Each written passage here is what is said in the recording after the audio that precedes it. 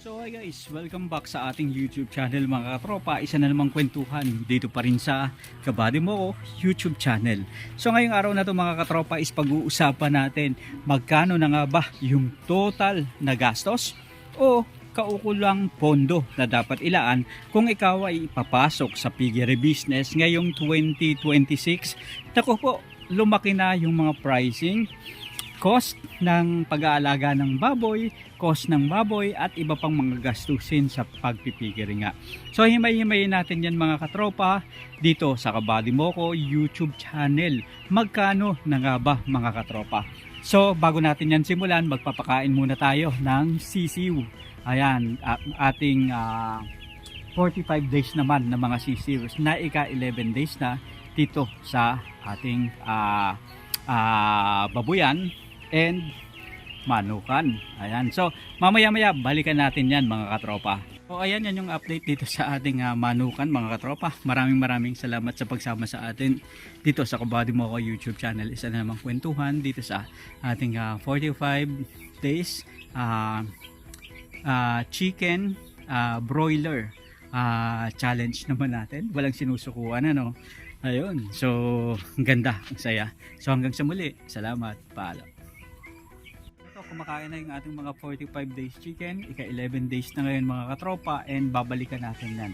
So mag-focus na tayo dun sa babuyan tulad na napag-usapan natin magkano nga ba ang kailangang ilaan na budget, puhunan para sa pag-aalaga ng baboy ngayong 2026 mga katropa.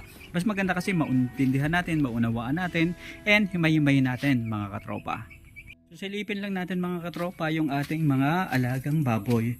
So eto, busog na bundat yung ating large white. Ayan. So nasarapan sa pigrolat natin napakain. And ayun naman mga katropa yung isa nating baboy na landrace naman mga katropa. Kasi pinakain natin yan kaninang tanghali. Dito na tayo sa kulungan ng baboy, pig pen. So, ito yung large white natin, mga katropa. Ayan. And ito naman mga katropa, yung landrace natin na alaga. Talagang ang lalaki na ng katawan mga katropa. Sobrang laki ng pinagbago. Ayan. So, ang pinapakain natin is pigrulac at saka bimig. Ayan mga katropa. So, ang ganda ng resulta mga katropa na itong mga pakain natin sa mga alagang baboy. So ngayon, himay-himayin na natin magkano nga ba ang dapat ilaang budget sa pag-aalaga ng baboy ngayong 2026 mga katropa. And ano ba yung break-even period para masabi natin na okay yung pag-aalaga natin mga katropa. Importante din kasi mga katropa na malaman natin kailan nga ba natin masasabi nakikita tayo or kumikita tayo dito sa piggery business natin. Kailan yung break even na sasabihin natin na kapag ganun yung presyuhan, ganun yung timbang, okay na tayo sa pag-aalaga. So tara, diretso na natin mga katropa. Mga katropa, eto na yung computation natin mga katropa. 1 to 10 heads cost 4 months fattening program ngayong 2026. So simulan natin mga katropa sa isang head at 10 head. So sa labor, pwede nating paglaanan ng budget mga katropa ang labor cost ng ating babuyan na 200 pesos bawat ulo ng baboy. Kung meron tayong 10 baboy, 2,000 pesos ang dapat nating ibayad sa labor. Sa water naman, 50 pesos per head mga katropa. Kaya kung may 10 heads tayo, so 500 pesos ang dapat nating ilaan para sa bayad sa tubig. Ibig sabihin nito mga katropa, sa 4 months na pag-aalaga na yung pinag-uusapan natin ha, 120 days o kaya 18 weeks pig fattening. Ayan. So sa electric naman, 100 pesos per head and 1,000 pesos sa kabuuan ng 4 months mga katropa. Sa maintenance naman, 75 pesos and 750 kasi minsan may nasisira sa ating babuyan, kaya importante na binabudgetan rin natin to mga katropa at binabawas natin sa bawat ulo ng baboy. Ngayon, pag-usapan naman natin yung miscellaneous. Ang miscellaneous kasi minsan may mga gastusin na hindi natin maiwasan tulad ng magpapahako tayo, magpapabuhat ng feeds o kaya naman mga katropa ipapatransport natin yung mga feeds. So 150 bawat baboy o kaya 1,500 sa 10 baboy mga katropa. Kasi nga kung ang baboy ay nagkukonsumo ng 4 na sako o 5 sako sa bawat 4 na buwan na pag-aalaga, importante budgetan natin itong mga katropa kasi hindi naman libre yon. At minsan tayo, hindi rin naman talaga tayo sanay sa buhatan mga katropa, kaya importante naglalaan tayo ng kaukulang budget para dito. Naman mga katropa, isa sa mga dapat rin nating paghandaan is yung vitamins na binibigay natin sa mga alaga. Yung vitamins mga katropa, dapat mayroon tayong 75 pesos na budget sa bawat ulo ng baboy, kaya 750 sa loob ng 4 na buwan na pag-aalaga kung 10 heads tayo.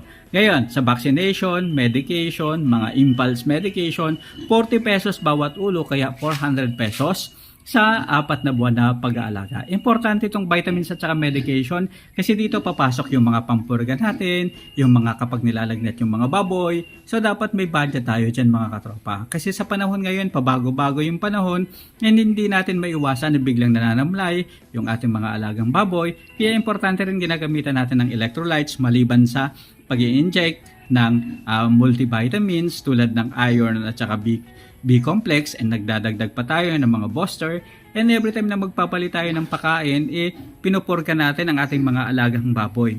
So makakatulong ito para matiyak na kung ano yung kinakain ng ating mga alagang baboy, mapunta at makita natin sa kanilang pangangatawan. Sa feeds naman mga katropa, kung yung pinaka mga mamahaling feeds, yung mga premium feeds na nangungunang feeds, leading feeds ang gagamitin natin. So kung isang sako ng pre-starter, isang sako ng starter, 2 sako ng grower at isang sako ng finisher, so aabutin niya ng 9,323 mga katropa. Tama, 9,323 para sa isang baboy and 93,230 naman para sa 10 baboy. Ibig sabihin yan na yung mga premium quality feeds na makikita natin sa merkado mga katropa. And so matotal nga, kung susumahin natin ng pagkakagastusan, ang isang head 10,113 pesos and 100,130 naman para sa 10 baboy. Ngayon mga katropa, hindi pa dyan kasama yung presyo ng piglets. Yung piglets naglalaro sa 3,500 hanggang 6,000 to 7,000. Depende kung saang lugar kayo mga katropa at kung magkano yung current market price. Dito kasi sa Bicol, karaniwan na 4,000 pesos ang market price ng bawat piglets. E nabili natin yung piglets natin na 4,000 pesos. Ibig sabihin na ito mga katropa, kung idadagdag natin yan, ang suma total ng tunay na gastos ng isang magbababoy is 14,013 sa loob ng 4 na buwan na pag-aalaga. And kung 10 baboy, 140,130 ang dapat nating ilaan na kapital. Mga katropa, malaki na pala no? Ibig sabihin 14,013 sa bawat isang baboy and 140,130 pesos. Ibig sabihin nito, binili natin yung piglets galing sa ibang baboyan kasi wala tayong sariling inahin, which is usual na nangyayari doon sa mga may patining business. Ngayon, pag-usapan naman natin mga katropa, yung break even. Kailan tayo kikita at kailan natin masasabi na palugi tayo or hindi tayo makaka-profit dito sa negosyo na to. So, tara, himayin natin. Meron tayong 2 senaryo mga katropa. Yung isang senaryo is kapag ang presyuhan ng baboy is 165 pesos per kilo ang live weight. Ibig sabihin, yung ginastos natin na 14,013 divided by 165 pesos ang live weight, dapat umabot ng at least 85 kilos yung ating alagang baboy para maka-break even tayo mga katropa.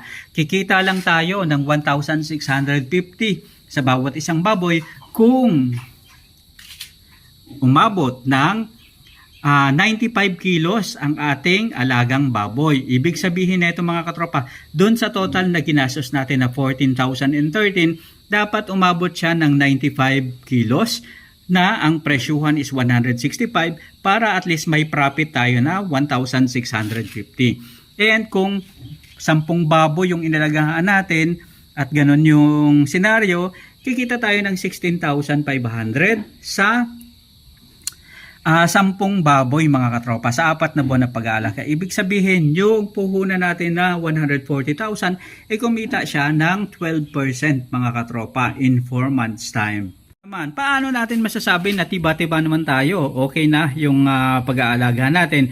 Kung ang presyuhan mga katropa ng baboy is at least 180 pesos ang live weight ng baboy sa inyong lugar at 14,000 naman yung puhunan natin sa bawat isang baboy, dapat is mag 78 kilos ang ating mga alagang baboy para at least mag-break even tayo sa 180 pesos na live weight. Ayan.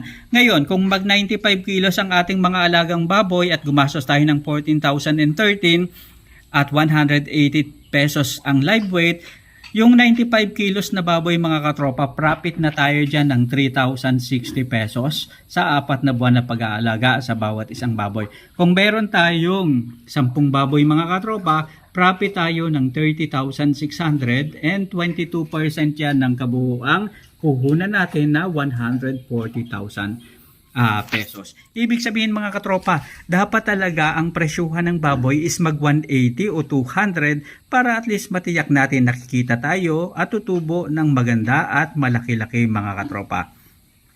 So ibig sabihin lang yan mga katropa na magiging maganda ang negosyo ng baboyan kung at least mag 180 pesos ang live weight ng baboy sa ating mga lugar. Mga katropa, ibig sabihin pala nito mga katropa na malaki pa rin yung potential na kumita sa negosyo ng pagbababoyan. Basta ang presyuhan ng baboy maging maganda ang live weight mga katropa.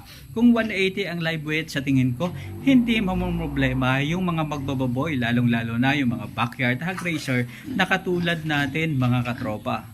Katropa, sa senaryo na nasabi natin, katulad nga nito, kung 95 kilos ang ating alagang baboy at ito ay mabenta ng 180 pesos per kilo, so ibig sabihin, yung 14,013 na pinuhunan natin, mare-recover natin and may profit pa tayo mga katropa na 3,060 sa bawat isang baboy. Ngayon kung 10 baboy yung aalagaan natin, at least mag-profit tayo ng 30,600.